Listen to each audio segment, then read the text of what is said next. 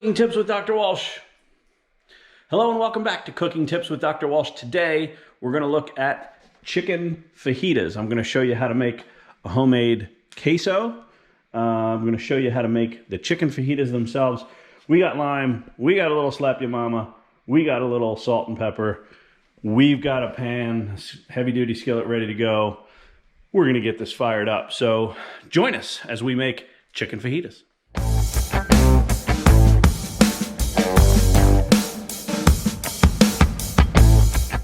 This is chicken that we bought in larger chicken breast sizes, and we sliced it down to make thin chicken breasts. So what I'm going to do is grab a few of these, get it into a bowl, get that under some running cold water, and these are going to defrost really quick. Do you want to help with the process? Do you want to help with the process of cooking? Yeah? You want a piece of cheese? You want a piece of cheese? Everybody wants a piece of cheese? Okay. Can you sit? Oh, can you sit up? Oh, what a good girl. These are excellent helpers. This is Sully Sullivan Walsh. This is Lacey Walsh. And both are very interested, thank you, sweetie, in helping us make dinner. So we will get this started. And you guys hang out. There'll be more opportunities for you to help. Cool? Cool. We were going to thaw this chicken in some cold water. This is about as much as you need to run the water. It's just enough to get the water disturbed and circulating. So we've got our chicken in here. This is going to take less than 5 minutes to thaw enough for us to get it on the board and cut. Okay? So I wanted to show you that. As soon as this thaws just a little bit more, we'll get it on the board, we'll get it cut up, and we'll get the chicken going. Make some queso now, but you've had your cheese already, all right? So I'm going to show you how this queso comes together. It is super quick. It is super easy. I'm starting with American cheese. There's a reason for that. American cheese has some enzymes and some salts in it that just emulsify beautifully. So, you know, this is maybe 4 or 5 slices, and this is going to be enough to get us started. I also have really inexpensive, you know, Mexican-style blend cheese here that you can buy at your local supermarket, pre-shredded. That's going to provide a lot of the cheese body for us. This American cheese, and I'm just going to get a couple more slices here to get us going. This is going to provide the base, and this actually provides a pretty good flavor base as well. So that is just about plenty to get us started. And I'm just going to supplement it real quick with a little bit of this cheese blend. With any dairy product, we can't stress this enough. Smell it before you use it. Dairy products are made from milk. Milk can go bad, it can sour. Anytime you use milk, half and half. Cheese, anything like that, give it a sniff first, make sure it hasn't turned on you. You'll thank me for it. Hi guys. So there's a little bit of cheese and a little bit more. Okay, so that's plenty. And here's the spice mixture for this queso. This is ridiculously simple, folks. I have here granulated garlic. Granulated garlic, if you notice the consistency of this is a little less powdery than powdered garlic. I prefer that. And you'll see that as it kind of goes in here. I put maybe about a teaspoon of garlic or so in here. I find that you can't really over garlic this, okay? So that's that. I do put a heavy pinch of kosher salt and some cracked black pepper. If you don't have one of these are 15 or 20 bucks. They're great little pepper grinders, and they make some great pepper. So that's pretty much done. All we need to add to that is a little bit of milk or half and half. You can use either one. A ton of half and half here. I'm gonna use half and half. Again, you can use milk here. That's completely fine. And all you're gonna do is pop this in the microwave for 1 minute pulses, right? So you're gonna see it's gonna bubble up just a little bit. You're gonna stir it. You're gonna hit it 1 minute again, you're gonna stir it again, and then by the time it's done, you're gonna have a beautiful queso that you can spread on. You can dip chips into, you can spread on as a base on fajitas, do whatever you like with it, but super easy, super easy to make. So I will check in with this when we've stirred it. Again, it's gonna take 3 minutes total. It's 3 1-minute pulses with stirring in between, okay? In here with a really light stream of water running for maybe 3 minutes, and it's fine, it's done. So we're gonna go ahead and shut that water off. And what we're gonna do now is just pull this chicken out, get it on the board, get it cut up, get it put into a bowl. We're gonna shower it with some fresh lime juice. We're gonna use a little minced onion, a little slap your mama, and we're probably gonna use a little red pepper flake because we like a little spice around here. Our queso is working, and this is the end of about the second minute. I don't know if you can see that in there, but that's bubbling up pretty good. We're gonna grab our spoon here because it's gonna be done in 2, 1, 0. And this is kind of what you wanna see. And I don't know if you can see as I stir this, right, this is just coming together beautifully. And this is what we want to see in a queso, okay? So that's kind of ready to go. I'm going to leave that alone and in the microwave for a little while. Take the spoon out, do yourself a favor. So let me get this chicken out onto the board and cut up. We'll go from there. And on the board, we've washed the bowl. We've put it away. Check out my previous cooking tips for tips on freezing and storing chicken. I call this the partially frozen protein trick. If you've ever tried to work with raw chicken, it's tough to get a hold of. It's mushy. This is partially frozen still, but the reason that we cut it as thin as we did and stored it is because now we can cut it partially frozen and it's easy to do. This defrosted in 3 minutes. If this were a big whole chicken breast, it would have taken 40 minutes, right? So all I'm going to do, again, making the claw and gluing my knife to the knuckle, I am going to cut it just in strips this way, okay? Super easy to do. And again, it's partially frozen, so we're not working to get the knife through it. Easy to deal with, okay? And then what I like to do, some people like strips like this, and that's fine. Our family likes a little bit smaller chunks, so I can just go straight across here. No problem at all, right? So I have my chicken cut up. So I'm gonna grab a bowl and get my cut up chicken into the bowl. And I'm gonna do this with just the rest of this chicken. And again, knife tip, claw, down, glue to knuckle. Can't cut yourself, right? You just can't cut yourself this way. And it's a nice way to cut. Now, unfortunately, you know, when we're going this way, and you can do it the same way. You can claw up this way and cut down, right? And then you got chunks, okay? So I'm gonna get the rest of this chicken cut up. We're gonna get some fresh lemon squeezed onto here. We're gonna put a little slap your mama on there, a little salt, a little pepper, probably a little red pepper flake, and then we're gonna get this into that. Season this chicken, and before we touch other things, we are going to wash the board, wash the knife, put it away, and wash our hands. It's one of those things with working with chicken. Salmonella is always a risk, so we want to wash everything down, sanitize everything, then touch things, then touch our food, right? So let me wash these utensils. I'm gonna wash my chickeny hands. We're gonna get into seasoning this chicken. This counter, we've washed our equipment down. After we've washed our knife, if you've checked out any of my previous videos, we're gonna just go ahead and dry this knife after we've washed it and put it away. It's safer that way. Never leave a knife in the sink. Good way to get somebody cut. So that's done, that's cleaned up, that's put away. My hands are clean. I can now I can touch this stuff without contaminating it. And I want to season this chicken. So what I'm gonna need to do that is a set of tongs.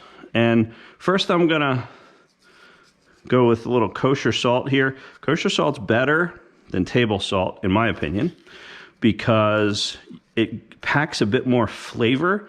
It's also bigger, and so we don't get as much sodium. If I were to have taken that big a pinch of table salt, I would have loaded this up with sodium. Because these crystals are bigger, and by the way, this is diamond crystals. I don't know if you can see, but they're just kind of bigger in size than regular salt crystals, right? So they tend to be, because they're bigger and they have more mass, there's a little bit less sodium going into your food, right? So if you had fine grain salt and you took that kind of pinch and put it in here, it'd be a lot more sodium going in. So just something to keep in mind. So we've salted it up. We're gonna get a little bit of black pepper on here. And again, at this point, you don't really want your hands touching the raw chicken anymore, so we're gonna use our tongs for that. If you have a question as to why your food doesn't taste as good at home as it does in the restaurant, it's generally because of seasoning. Salt and pepper doesn't make food taste salty as long as you don't use too much. It makes it taste more like itself. So seasoning, basic seasoning, salt and pepper is usually the answer as to why food sometimes tastes better out. So I'm going to use Slap Ya Mama. This is a white pepper, garlic, and Cajun spice, sort of red pepper blend. This is a little bit spicy. It's why it's called Slap Ya Mama. I tend to like it. I'm also going to use some minced onion here. And you'll find that these flavors go really, really well together. And I'm heavy-handed on the minced onion, and you'll see why as we cook this. So we're going to turn this over, just make sure that we hit the rest with the mama. Okay. And I also have been known to use some red pepper flake in here, and I'm probably going to do that. We don't need a ton of this because we've just put the Slap Ya Mama on there. I know that looks like a lot of seasoning. It's not, trust me. So we're going to get maybe a couple tablespoons of olive oil into this pan. That's plenty. And we're going to hit about a 7 or an 8 on the heat. When that oil starts to move and shimmy, we'll know that it's ready. So let me get this oil put away. We'll get the chicken put in. I'll join you here in a second. I'm going to turn that down just a little bit because I forgot we forgot to add the lime juice. And you don't generally want to do this after you've seasoned the food because you're going to wash the seasoning off, but it's just not going to be that big a deal. So we're just going to take our reamer and go in with our fresh lime juice. And the idea here, and you can do this ahead of time, you can let this sit in the fridge. The more this has a chance to pick up that lime flavor, the better it's going to taste. So, you know, don't worry about this too much.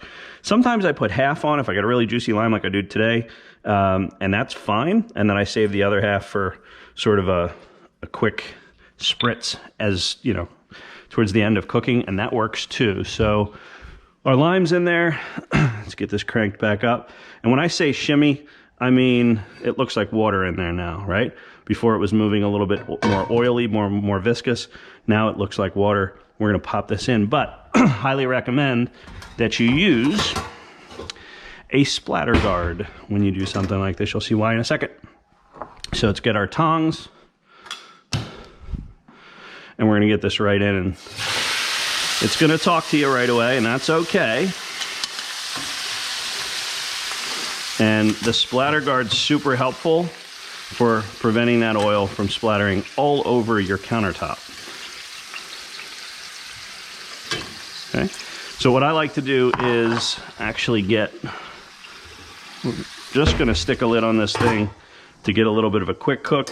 Then we're going to pull that lid and get that splatter guard on there, and that's going to allow things to cook. So let me get a couple things washed up here, and then I want to show you how this chicken starts to look after a few minutes. Stay tuned.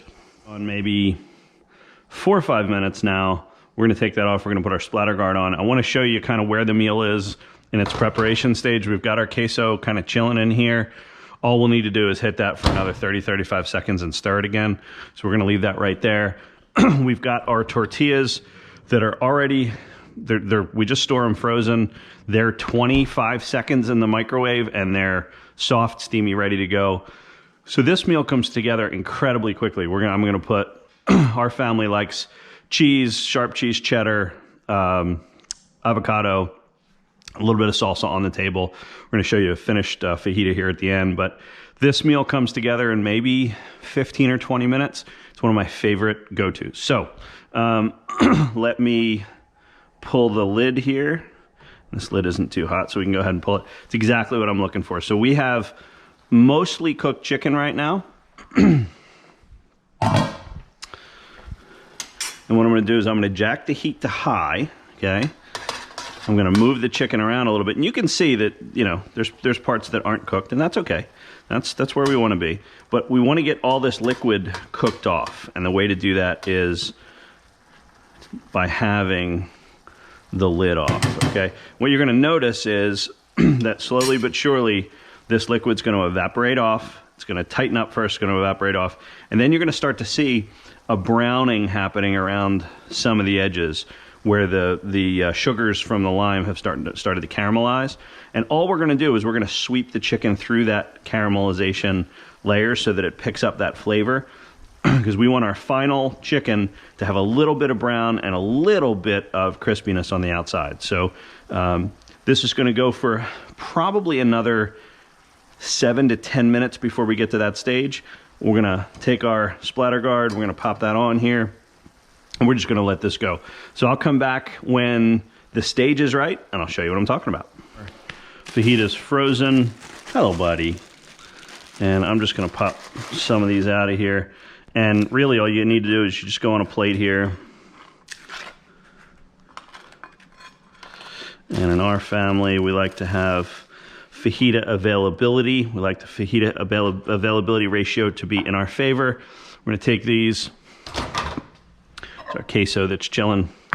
We're going to pop these in here for just 25 seconds when we're ready to do that. Okay, so I'm not quite ready for that yet.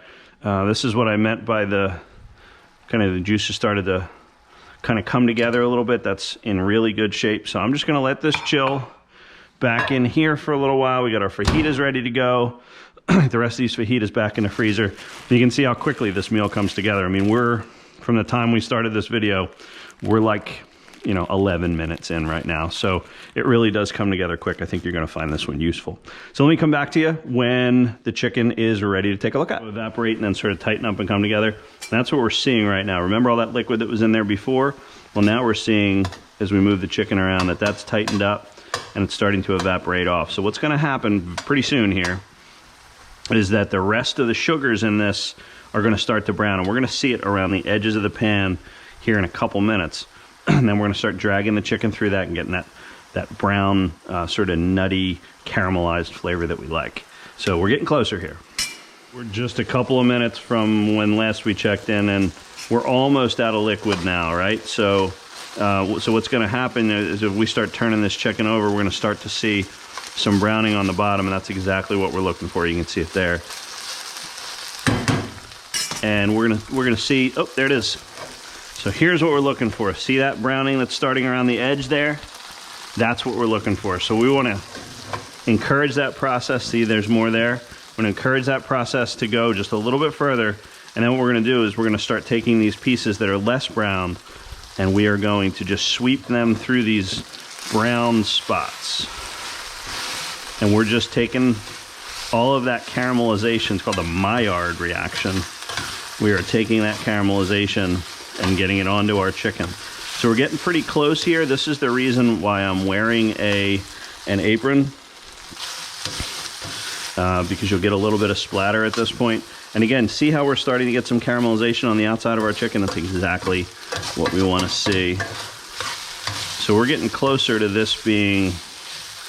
The chicken itself is fully cooked now. We're just looking for...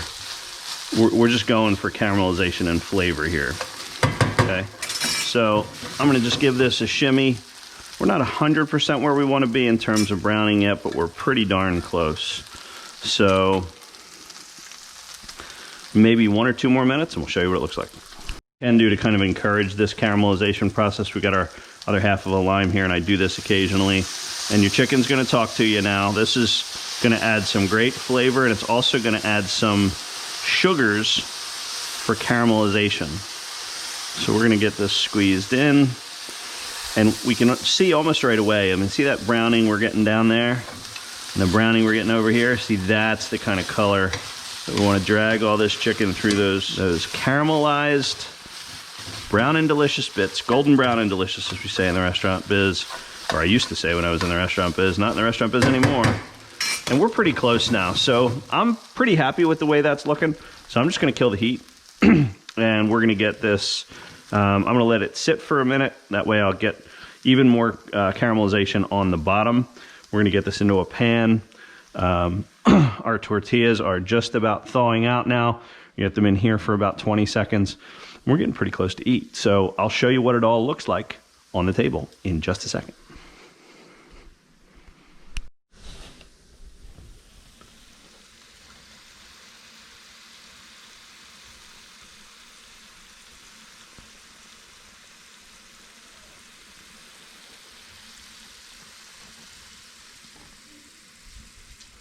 Okay, so I'm going to get this chicken into, our heat's off. We get our chicken into a bowl here. And again, we're going to try to carry as much of that. So we have a little bit of caramelization on that chicken, and that's what we're looking for.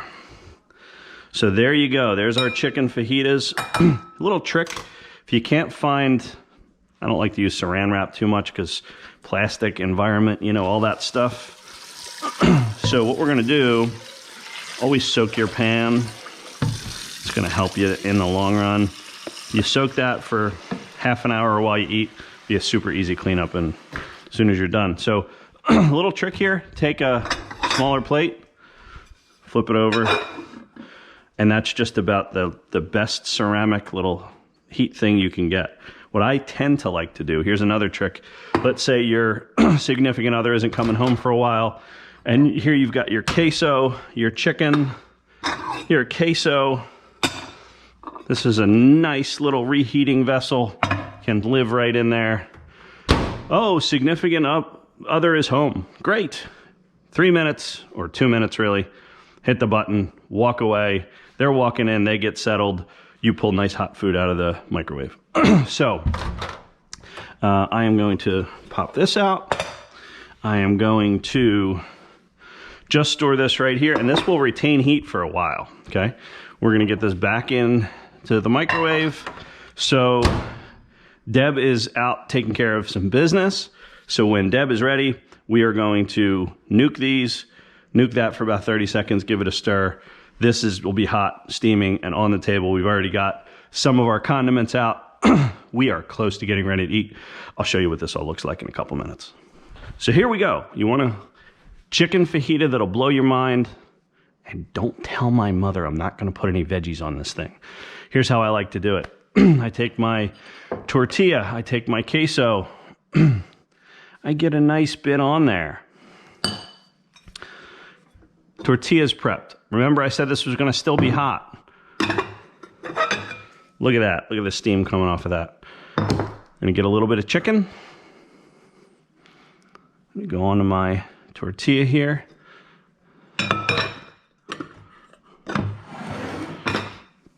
I like a little bit of salsa.